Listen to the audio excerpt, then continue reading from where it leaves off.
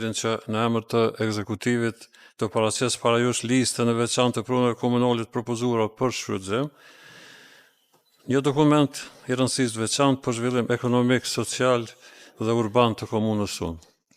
Dhënia në shfrytëzim e këtyre pronave krijon mundësi për zhvillim ekonomik, për mbështetjen iniciativave lokale, si dhe për rritjen e të hyrave vetanake të komunës, të cilat më pas kthehen në shërbime më të mira për qytetarët tanë.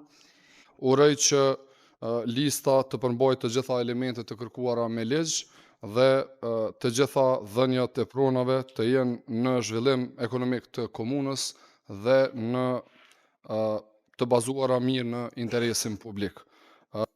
Sot para nesh kemi një listë të pronave komunale të cilat planifikohen për dhënien në shfrytëzim në vitin pasues.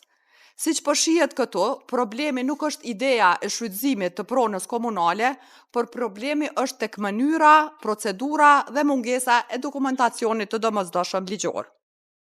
Në dokumentacionin e dërguar nga ekzekutivi përmes postës elektronike, mungon lista e përgjithshme e pronave të palojshme të komunës, e cila sipas ligjit duhet na dërgohet nga kryetari për miraptim paraprak nga kuvendi komunal.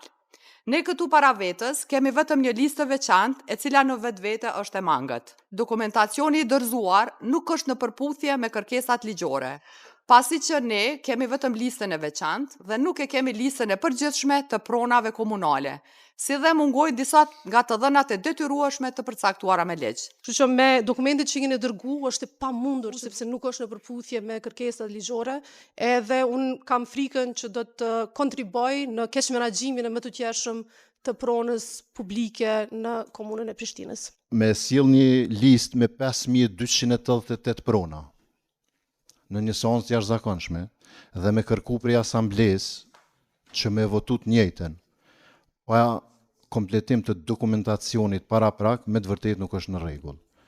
Ky është një trajtim, siç kishte më thënë kolegi imi, makineri votash. Asamblestët nuk janë makineri votash.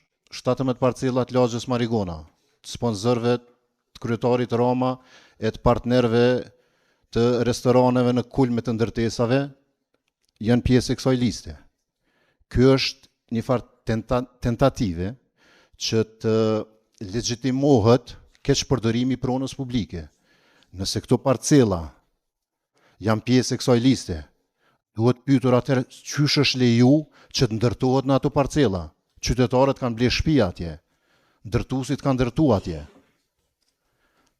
Po flasim veç për 17 prej 5288-ve. Kush e din çka ka tjetër se këto?